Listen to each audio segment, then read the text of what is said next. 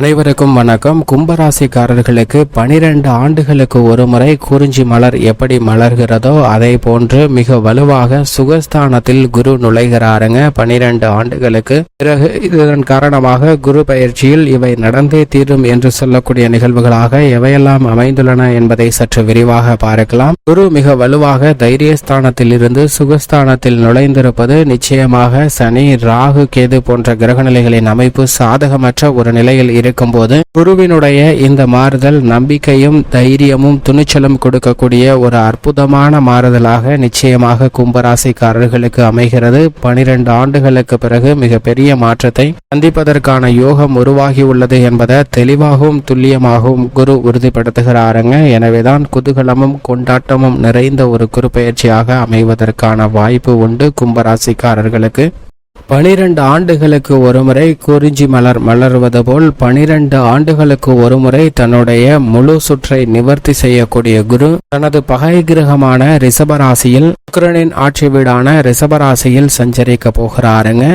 12 ஆண்டுகளுக்கு பிறகு நிகழக்கூடிய இந்த குரு பயிற்சியில் இவை நடந்தே தீரும் என்று சொல்லக்கூடிய வகையில் எந்தெந்த விஷயங்கள் அமைந்துள்ளன என்று ஆராய்ந்து பார்க்கும் போது பொதுவாக குரு பகவான் சுக்கிரனை பகை கிரகமாக பார்த்தாலும் அவரும் ஒரு சுப கிரகமாக இருக்கிறார். ஆனால் சுக்கிரனின் பார்வையில் குரு சமகிரகமாக இருக்கிறாருங்க. எனவேதான் 12 ஆண்டுகளுக்கு ஒரு முறை நிகழக்கூடிய இந்த ரிஷபராசி சஞ்சார காலகட்டம் என்பது ஏப்ரல் மாதம் 2024 முதல் ஏப்ரல் மாதம் 2025 வரை மிகப்பெரிய மாறுதலை சந்திப்பதற்கான வாய்ப்பை நிச்சயமாக உருவாக்கி கொடுக்கிறது. அதிலும் குறிப்பாக இதுவரை தனது நட்பு வீடான செவ்வாயின் ஆட்சி வீடான மேசராசியில் சஞ்சரித்து வந்த குரு இனி பகை கிரகமாக கருதக்கூடிய சுக்கிரனின் வீட்டில் நுழைந்திருக்கிறாருங்க. இப்படிப்பட்ட இந்த தருணத்தில் நாம் உதாரணமாக எடுத்துக்கொண்டோம் என்றால் நம்மளுடைய நண்பர்களின் வீட்டிற்கு செல்லும் போது நம்மளுடைய செயல்பாடு எப்படி இருக்கும்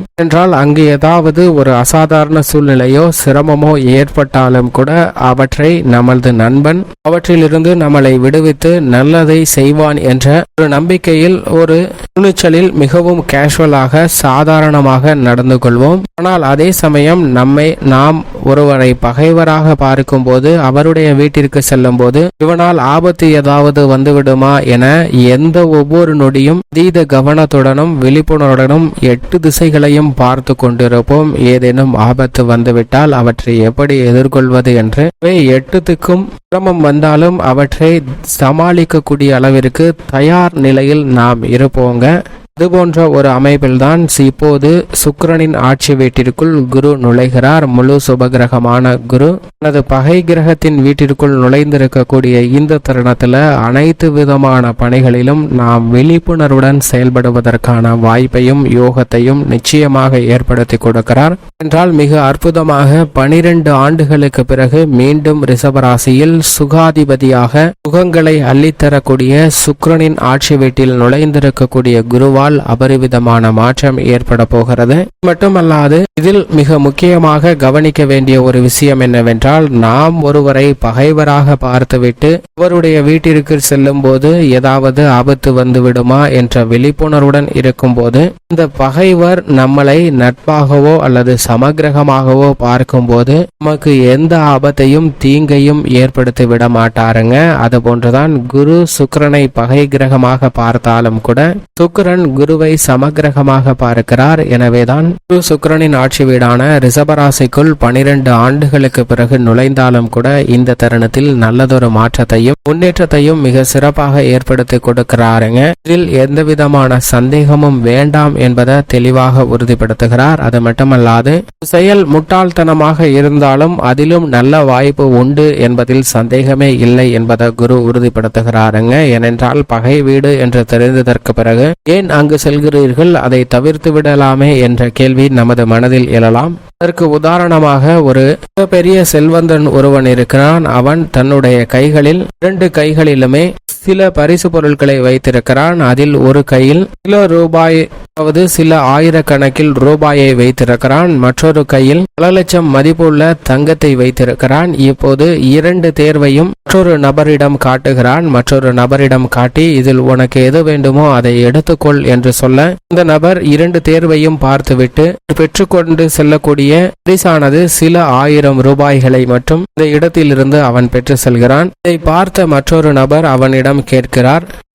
அவன் உனக்கு 2 தேர்வுகளை வழங்கினான். ஒன்றில் மிக அதீத மதிப்பு கொண்ட தங்கங்கள் உள்ளன. ஆனால் அதை விட்டுவிட்டு இப்படி சொற்ப காசு சில ஆயிரங்களை மட்டும் பெற்று செல்கிறாயே என்று கேட்க, அதற்கு அந்த நபர் பதில் சொல்கிறார். நிச்சயமாக நான் அந்த தங்கத்தை தேர்வு செய்திருந்தால் அதை தரமாட்டான். ஏனென்றால் அவன் தங்கத்தின் மீது அலாவியான அன்பு கொண்டவன். அது மட்டுமல்லாது அவன் தேர்வு செய்தது தங்கமாக இருந்தால் இந்த காசு கூட எனக்கு கிடைக்காமல் போயிருக்கும் என்பதை சொல்கிறாருங்க. இதை போன்றுதான் முட்டாள்தனமாக சில விஷயங்கள் இருந்தாலும் கூட அதில் நன்மை நிறைந்து கிடைப்பதற்கான வாய்ப்பு உண்டு என்பதை குரு தனது பகை கிரகமாக இருக்கக்கூடிய சுக்கிரனின் ஆட்சி வீட்டில் நுழைந்திருக்கக்கூடிய இந்த தருணத்தில் மிகவும் அபரிவிதமாக உறுதிப்படுத்துகிறார். எனவே இந்த தருணத்தில் 12 ஆண்டுகளுக்கு பிறகு விழிப்புணர்வுடன் செயல்படுவதற்கான வாய்ப்பும் யோகமும் எந்தெந்த விஷயங்கள்ல நிரம்பி இருக்கின்றன.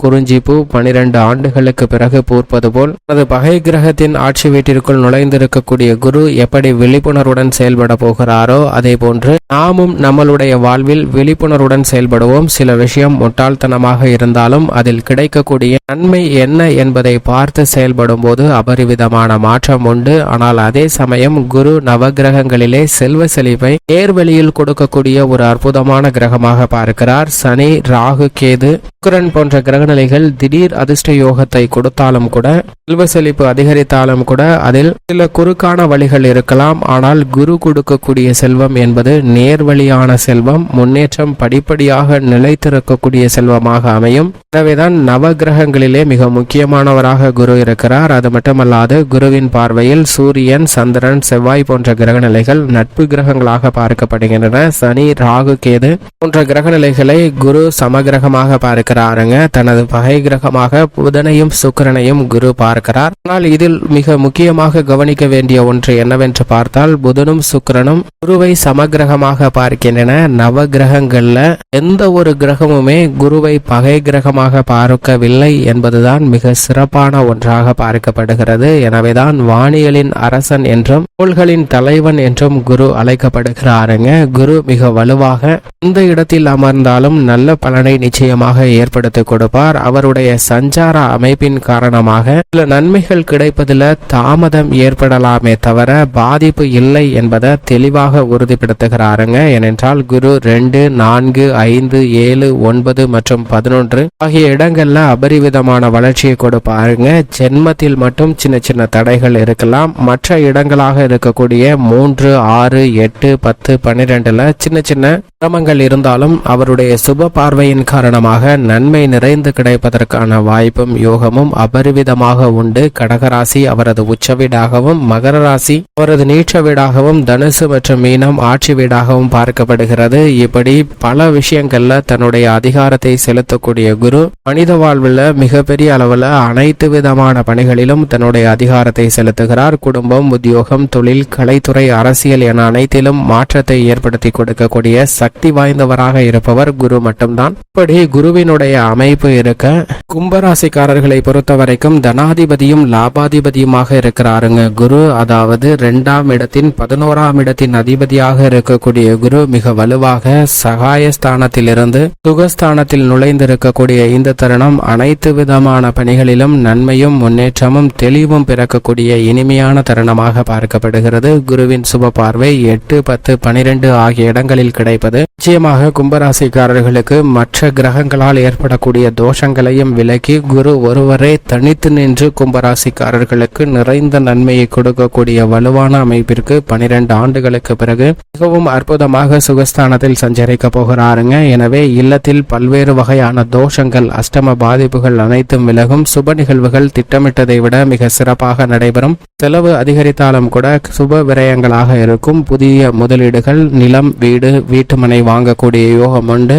அசையும் அசையா சொத்துக்கள் கும்பராசிக்காரர்களுக்கு 7.5 சனியின் நடுப்பகுதியாக இருந்தாலும் வாங்குவதற்கான யோகம் உண்டு. குடும்ப பிரச்சனைகள் அனைத்திற்கும் முற்றுப்புள்ளி வைக்கக்கூடிய ஒரு தருணமாகவும், பண ரீதியாக கடன் உள்ளிட்ட தொல்லைகளும் கொடுக்கல் வாங்கலில் ஏற்பட்ட பொருளாதார நெருக்கடியும் விலகுவதற்கான ஒரு சூழ்நிலை நிச்சயமாக உருவாகிறது. அலுவலக பணியில் ராசியின் அதிபதி ஜென்ம ராசியில் ஆட்சி பலம் பெற்றிருக்கிறார். இது சில நேரங்களில் சின்ன சின்ன தடையை ஏற்படுத்தினாலும் உணர்ச்சி வசப்படாமல் இந்த தருணத்தில் நிதானமாக அந்த சூழ்நிலையை கையாண்டு தங்களுக்கு சாதகமாக மாற்றிக்கொள்ளக்கூடிய யோகத்தை நிச்சயமாக குரு ஏற்படுத்தி கொடுக்கிறார். சக ஊழியர்களின் சொந்த பிரச்சனையில தலையிடாதுங்க. மற்ற அனைத்துமே உங்களுக்கு உத்தியோக ரீதியாக நிச்சயமாக சாதகமாக அமையும். புதிய வேலை வாய்ப்பு என அனைத்திலும் வெற்றி கிட்டும். தொழில்துறை வியாபாரத்துறை ரீதியாக போட்டி பொறாமை சற்று கூடுதலாகவே இருக்கும். லாபத்தை தக்க வைத்துக் கொள்வதற்கு சற்று கடினமாக உழைத்தாலும் கூட குரு நஷ்டம் ஏற்படாது என்பதை தெளிவாகவும் துல்லியமாகவும் கும்பராசிக்காரர்களுக்கு உறுதிப்படுத்துகிறார். கலைத்துறை ரீதியான பணிகள்ல மிகப்பெரிய அளவுல முதலீடுகளை